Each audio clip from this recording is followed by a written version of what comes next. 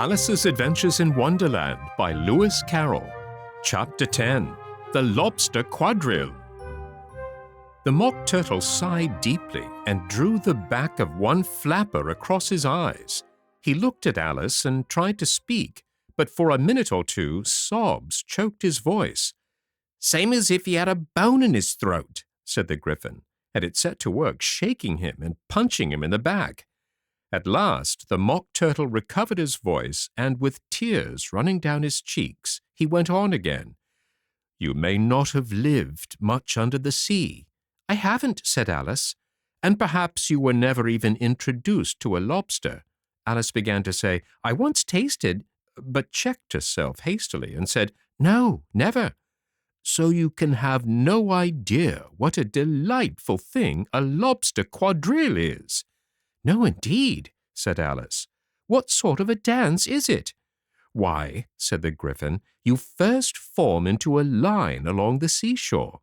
"Two lines," cried the Mock Turtle.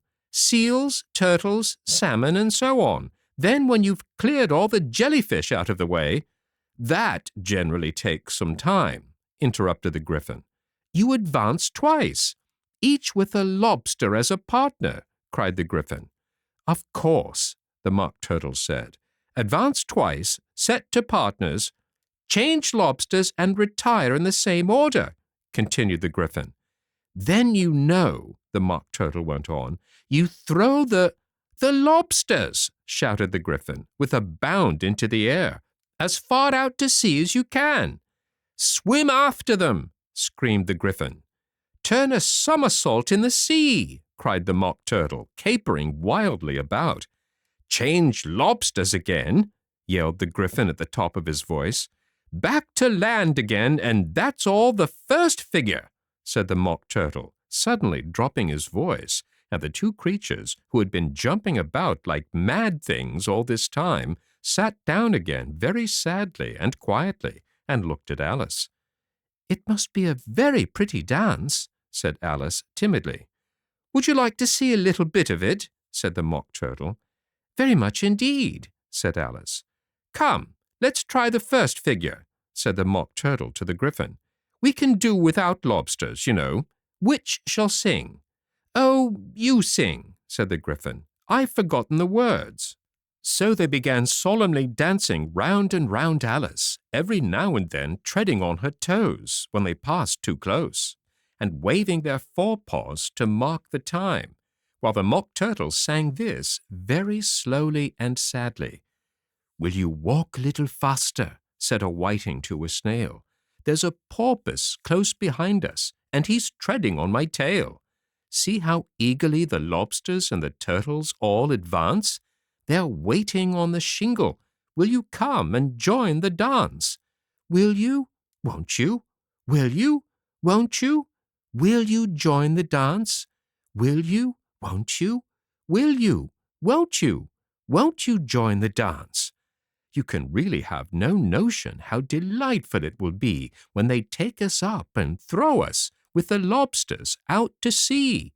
But the snail replied, "Too far, too far," and gave a look askance. Said he thanked the whiting kindly, but he would not join the dance. Would not, could not, would not, could not, would not join the dance. Would not, could not, would not, could not join the dance. "What matters it how far we go?" his scaly friend replied. "There is another shore, you know, upon the other side. The further off from England, the nearer it is to France. Then turn not pale, beloved snail, but come and join the dance. Will you? Won't you? Will you? Won't you? Will you join the dance? Will you? Won't you? Will you? Won't you? Won't you join the dance?" "Thank you.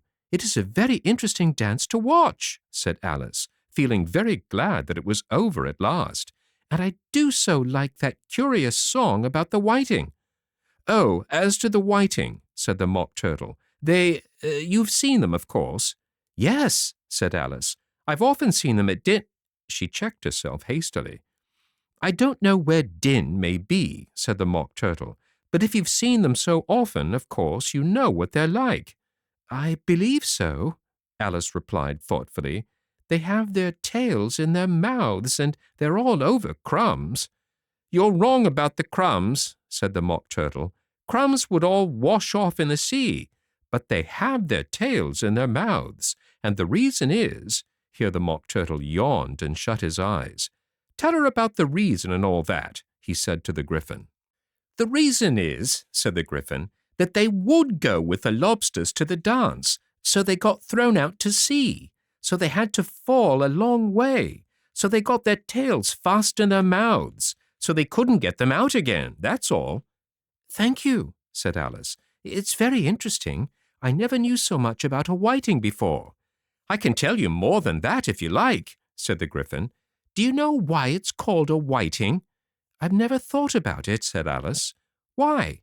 It does the boots and shoes, the Gryphon replied very solemnly. Alice was thoroughly puzzled. Does the boots and shoes? She repeated in a wondering tone. Why, what are your shoes done with? Said the Gryphon. I mean, what makes them so shiny? Alice looked down at them and considered a little before she gave her answer. They're done with blacking, I believe. Boots and shoes under the sea, the Gryphon went on in a deep voice, are done with a whiting. Now you know. And what are they made of? Alice asked in a tone of great curiosity. Soles and eels, of course, the Gryphon replied rather impatiently. Any shrimp could have told you that. If I'd been the whiting, said Alice, whose thoughts were still running on the song, I'd have said to the porpoise, keep back, please. We don't want you with us. They were obliged to have him with them, the Mock Turtle said. No wise fish would go anywhere without a porpoise. Wouldn't it really? Said Alice in a tone of great surprise. Of course not, said the Mock Turtle. Why, if a fish came to me and told me he was going on a journey, I should say, with what porpoise? Don't you mean purpose? Said Alice. I mean what I say, the Mock Turtle replied in an offended tone, and the Gryphon added, Come, let's hear some of your adventures. I could tell you my adventures, beginning from this morning, said Alice a little timidly, but it's no use going back to yesterday because I was a different person then. Explain all that, said the Mock Turtle. No, no, the adventures first, said the Gryphon in an impatient tone. Explanations take such a dreadful time. So Alice began telling them her adventure from the time when she first saw the white rabbit. She was a little nervous about it just at first. The two creatures got so close to her, one on each side, and opened their eyes and mouths so very wide, but she gained courage as she went on. Her listeners were perfectly quiet till she got to the part about her repeating, You are old, Father William, to the caterpillar, and the words all coming different, and then the Mock Turtle drew a long breath and said, That's very curious. It's all about as curious as it can be, said the Gryphon. It all came different, the Mock Turtle repeated thoughtfully. I should like to hear her try and repeat something now. Tell her to begin. He looked at the Gryphon as if he thought it had some kind of authority over Alice. Stand up and repeat, "'Tis the voice of the sluggard," said the Gryphon. How the creatures order one about and make one repeat lessons, thought Alice. I might as well be at school at once. However, she got up and began to repeat it, but her head was so full of the Lobster Quadrille that she hardly knew what she was saying, and the words came very queer indeed. "'Tis the voice of the lobster," I'd heard him declare. "You have baked me too brown, I must sugar my hair. As a duck with its eyelids, so he with its nose trims his belt and his buttons and turns out his toes." Later editions continued as follows. "When the sands are all dry, he is gay as a lark, and will talk in contemptuous tones of the shark. But when the tide rises and sharks are around, his voice has a timid and tremulous sound."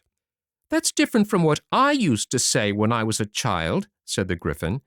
"Well, I never heard it before," said the Mock Turtle, "but it sounds uncommon nonsense." Alice said nothing. She had sat down with her face in her hands, wondering if anything would ever happen in a natural way again. "I should like to have it explained," said the Mock Turtle. "She can't explain it," said the Gryphon hastily. "Go on with the next verse." "But about his toes," the Mock Turtle persisted. "How could he turn them out with his nose, you know?" "It's the first position in dancing," Alice said, but was dreadfully puzzled by the whole thing and longed to change the subject. "Go on with the next verse," the Gryphon repeated impatiently. "It begins, 'I passed by his garden.'" Alice did not dare to disobey, though she felt sure it would all come wrong, and she went on in a trembling voice, "I passed by his garden and marked with one eye how the owl and the panther were sharing a pie." Later editions continued as follows. "The panther took pie crust and gravy and meat, while the owl had the dish as its share of the treat. When the pie was all finished, the owl, as a boon, was kindly permitted to pocket the spoon, while the panther received knife and fork with a growl, and concluded the banquet." "What is the use of repeating all that stuff?" the Mock Turtle interrupted, "if you don't explain it as you go on. It's by far the most confusing thing I ever heard." "Yes, I think you'd better leave off," said the Gryphon, and Alice was only too glad to do so. "Shall we try another figure of the Lobster Quadrille?" the Gryphon went on. "Or would you like the Mock Turtle to sing you a song?" "Oh, a song, please, if the Mock Turtle would be so kind," Alice replied, so eagerly that the Gryphon said, in a rather offended tone, "No accounting for tastes. Sing her Turtle Soup, will you, old fellow?" The Mock Turtle sighed deeply and began, in a voice sometimes choked with sobs, to sing this: "Beautiful soup, so rich and green, waiting in a hot tureen. Who for such dainties would not stoop? Soup of the evening, beautiful soup. Soup of the evening, beautiful soup. Beautiful soup, beautiful soup. Soup of the evening, beautiful, beautiful soup." Beautiful soup, who cares for fish, game, or any other dish? Who would not give all else for 2 pennyworth only of beautiful soup? Pennyworth only of beautiful soup. Beautiful soup, beautiful soup. Soup of the evening, beautiful soup. "Chorus again!" cried the Gryphon, and the Mock Turtle had just begun to repeat it when a cry of, "The trial's beginning!" was heard in the distance. "Come on!" cried the Gryphon, and taking Alice by the hand, it hurried off without waiting for the end of the song. "What trial is it?" Alice panted as she ran, but the Gryphon only answered, "Come on!" and ran the faster, while more and more faintly came, carried on the breeze that followed them, the melancholy words, "Soup of the evening, beautiful soup."